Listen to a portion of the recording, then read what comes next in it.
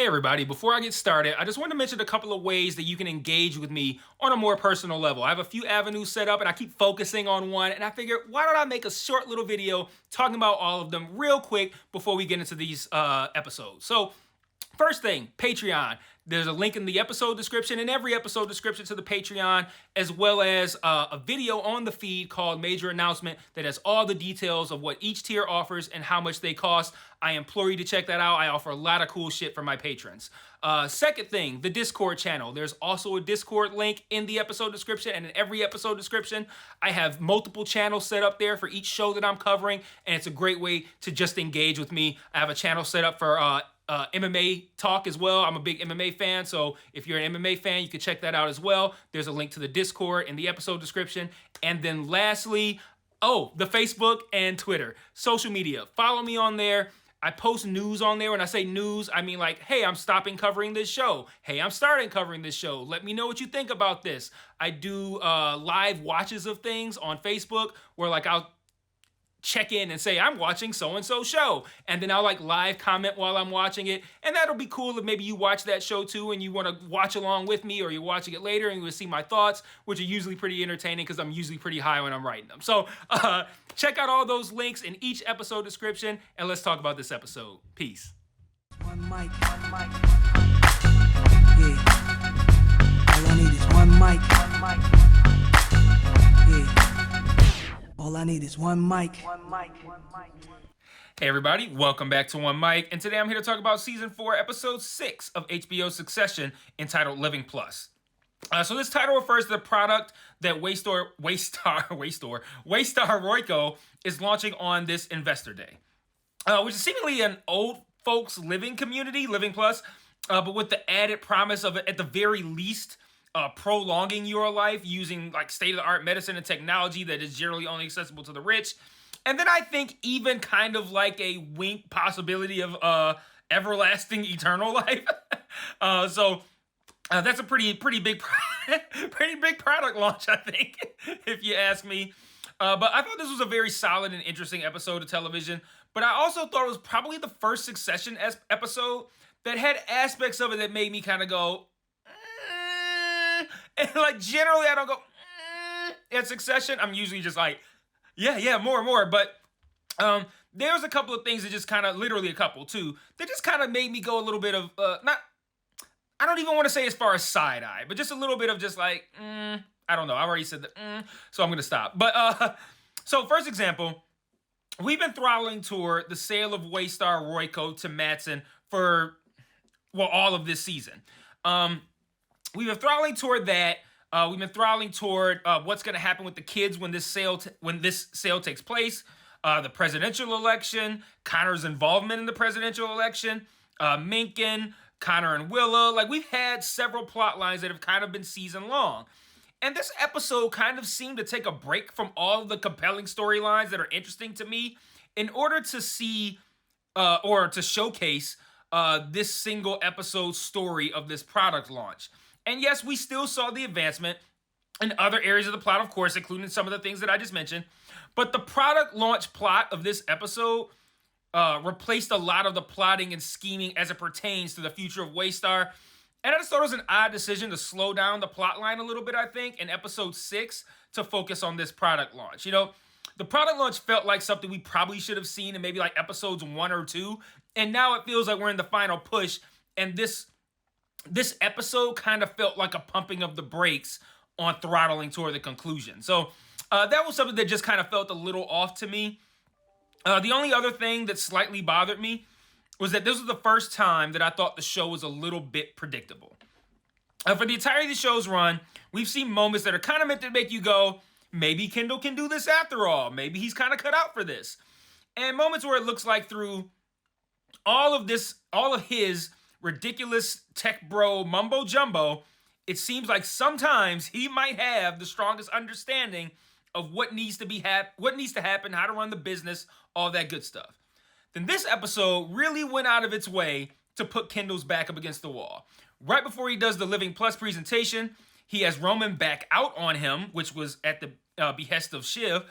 And then Carl kind of undermines his authority in a way that very much read like, I wouldn't talk to your father like this, but since you're just Kendall, I'm going to talk to you like this. And and this is what the show wanted you to think, this is going to put Kendall in a bad place before he has to do this presentation. And everything is set up for Kendall to fail. But I've seen this before. I've seen moments where it looked like Kendall would fail in a very Kendall-like way, but he somehow manages to pull off something that's mildly to major impressive. So before he even heads out to do the presentation, my thought was, this feels like they're giving me every reason to think Kendall is going to blow this, so I kind of feel like he's going to crush it. And that's what he did, by and large, right? And while it was cool to see him navigate that awkward big shoes opening, big shoes, and end up in a place where he seems to have not only sold the audience on Living Plus, but possibly sold himself as well. like, oh, if I could have another year with my dad, tear. It did take something away from the scene for me to not be surprised by it. Like, I feel like if I had been blindsided by this, I would have thought this was even a better scene than I already thought it was. But like I said, I felt like Kendall was going to crush it because I'd seen it before, so it kind of felt like, you went to that well one time too many. And I did still find the scene itself to be quite good. And I loved how we see the edit that Greg demanded, how we saw it at play and how well it was pulled off and what it was used for. I thought that was nice. And also how well Kendall responded to Mattson's tweet in the moment. I thought that was cool. But, those are just the first two criticisms that I've given in my history of covering this show. So now that I've gotten that out of the way, let's talk about the episode and what it does well. And there's actually not a lot to dig into here because the bulk of this episode was the Living Plus stuff, and then what I'm going to discuss was Roman and Shiv. So, sticking with the Living Plus plotline, Matsson doesn't want it, and he's like, I'm not keeping that shit, so why are you even launching it like this? And Kendall and Roman's plan is to actually build up Living Plus and essentially exaggerate and lie and inflate its value and importance and what it'll do for the company as a means of inflating the company's value and pushing it beyond the point that Matsson is willing to pay. And they say in the episode that, I think Kendall even said, like, he makes it sound like hearsay. Like, I hear he's not willing to go past 192. And a couple of points here. I don't know if the goal is to make the plan look stupid or because I'm not rich enough to know how feasible it is, I just think it looks stupid. But that seems like an awful lot of lying and manipulation for the assumption that Matsson won't go past 92. Because he didn't hear Matsson say he won't go past 92. He heard somebody else say it, or like the streets is talking. I don't know what he said, but it wasn't Matsson told me he won't go past 92. 192, sorry. So that's why I say assumption, because even though that's what they've heard or been told, it really feels like that's something you can never fully know, and Matsson hasn't said it. So all of this deceit and burning of bridges could essentially be for naught. And I think that's pretty compelling as well. But let's actually delve a little bit deeper into the deceit and bridge burning. We open this episode with lies on lies on lies on lies right away. Roman and Kendall very lazily try to pitch the idea that Matsson is mentally unfit to run the company, and like, maybe we shouldn't sell it to this guy. He's off his rocker. And then Roman escalates this to just a complete point of implausibility, like by making Lucas Matsson sound like him. It was completely ridiculous, as evidenced by Shiv. Them constantly cutting to Shiv as she's making Shiv faces. Side note, can we talk about Shiv faces? Like, I haven't talked about Shiv faces in the entirety of the time I've been covering this, but is it like a cool, unique aspect of that character? Like, oh, she makes faces. Or is she doing way too fucking much? Like, could she be a little bit more subtle? Like, I feel like Shiv is doing like the facial reactions that they do in like workplace comedies, like on Abbott Elementary, whenever they cut to Everybody Hates Chris character, or like on The Office, like when they the documentary comedies where they cut to somebody and they're just making a face reacting to something that they see. I feel like Shiv's been doing that the whole time, and I notice it, and I feel like it is a Shiv thing. But now I'm starting to kind of feel like, am I okay with this? And I'm like, oh, that's just Shiv's deal. She makes faces. Or am I kind of like, okay, can you be less obvious? Like in that meeting where where Roman's kind of making Matsson sound crazy, she keeps, it's like she read her script and it just said, make very suspicious face. And she just like did a variety of very suspicious faces. And I'm just like, I just feel like Shiv's just like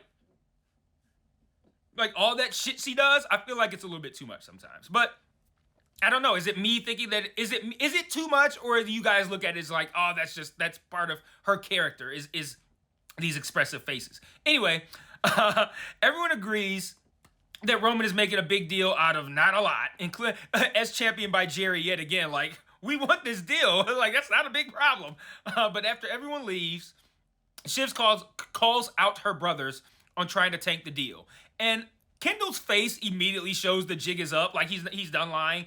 But Roman bullshits for a while before he apologizes, which was an apology that Shiv deserved, and Roman should have, and I believe did, offered sincerely. But he immediately begins bullshitting again by saying he wanted to keep her clean. And I don't buy that. Like, I feel like he was, like, a hallmark of Roman's activity and his motivations is cowardice. Like, every interaction with Logan, whatever Logan had him do, it was out of cowardice. Like, I can't stand up to Logan. The situation where he doesn't tell Shiv, out of cowardice. I can't stand up to Kendall. And now, in this moment, he can't stand up to Shiv, so he's bullshitting and saying, he's apologizing, which I do think he meant, because I don't think he ever meant to betray her. He just was too cowardly to stand up to Kendall. But then he, again, too cowardly to stand up to Shiv, is just like, yeah, but we just wanted to keep you clean, instead of owning the fact that he was being an asshole. And, like I said, I believe that's just Roman's justification for doing what he fought doing for the entirety of last week's episode. He kept wanting to loop Shiv in, but he let Kendall pressure him into keeping the tanking idea away from her. And again, cowardice, not standing up to Kendall.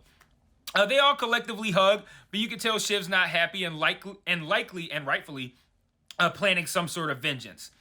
I want to move on now to breaking down Roman and Shiv in this episode, because I feel like I mostly covered Kendall's plotline for this episode already. So I kind of want to focus on those two. And I want to start with Roman. Roman has an interesting episode that I think shows that his new title has gone to his head, and that he is unsurprisingly dealing with his father's death the worst, doing a pretty bad Logan imitation throughout this entire episode. So he fires his studio exec, Joy, not because Calista Patron is a shitty movie with a shitty idea, but I think it's because she asked him about ATN's affiliation with Jared Menken. And we know he likes Jared Menken, and I think we also are coming to understand in this scene and in the later scene with Jerry, he doesn't like being undermined. He doesn't like people treating him in a way, like she wouldn't have asked Logan that question. Like, hey, Logan, what do you think about... She wouldn't have had the balls to ask him that. She had the balls to ask Roman that, and I think he looked at that as an affront on his... not necessarily his manliness, but just like, you don't take me seriously enough because you wouldn't have questioned my father that way, and he wants to be his father so bad. So he ends up firing this woman for questioning his judgment when it comes to ATN's affiliation with Menken. And not only does he fire her, he fires her very rudely and in an unjustifiably cruel way. And then so Jerry finds out about this, and when she gets the finger wagging at him about it, he tells her he needs her to believe he's as good as Logan, which I think, again, speaks to what I just said. Like, it's about him feeling slighted by people treating him like less than Logan. And she has a great response of say it or believe it, which is exactly what I was thinking at the time, and I thought she was going to say no. But this additional "you are not your dad" moment, I think, is what ends up being enough to prompt Roman to fire Jerry. Or as Roman later said, he didn't fire her, he just said "you're fired" at her. I love that line. He immediately wants Kendall's help in kind of like walking this back, but Kendall kind of spins it to Roman as something that they could come out looking good on, and it just lets you know how delusional both of these guys are as it pertains to their ability to fill their father's shoes. But I want to move on to Shiv. This is where I think we're going to be spending most of the rest of this video. So Madsen seems to offer Shiv a job as his inside man at Waystar. Inside woman at Waystar. Which seems to already be what she's doing, given their little private rendezvous here, the private plane rendezvous. And I like how it reminded me of how, like, if you watch a show like The Wire, when the cops be beating up, the cops park next to each other and their windows be facing the opposite direction, so that both the driver's side windows are next to each other. That's kind of like they were doing a plane version of that. I don't know. I thought that was funny because you can't put a plane window down, so one of you got to get off regardless. So whatever. But after the whole situation with Kendall and Roman that I just described, Tom walks in on Shiv having scheduled time to cry. When I say the the situation with Roman and Kendall I just described. I meant like the group hug. Because we cut right after that group hug into this scene where Shiv is crying. And what I liked about this scene is that I think, like, on the surface, we're supposed to take away that this is her time to mourn Logan. Like, she's going in there and she's crying over her father because she can't do it publicly. It'll make her look weak. And she has to schedule this time off just to fit it in, and she needs it. Pause. And it may be that and nothing more. But I also like the idea, and this is an idea that I just felt, and maybe you guys felt it too, but it was because of the positioning of the scenes. I like the idea that she might be crying over her brothers constantly betraying, undermining, and not valuing her high enough because she's a woman. Like, this constant, like, I keep having to fucking deal with these two going behind my back, and they're my brothers and I love them, but they keep fucking me over. And I wonder if we're at least supposed to think that.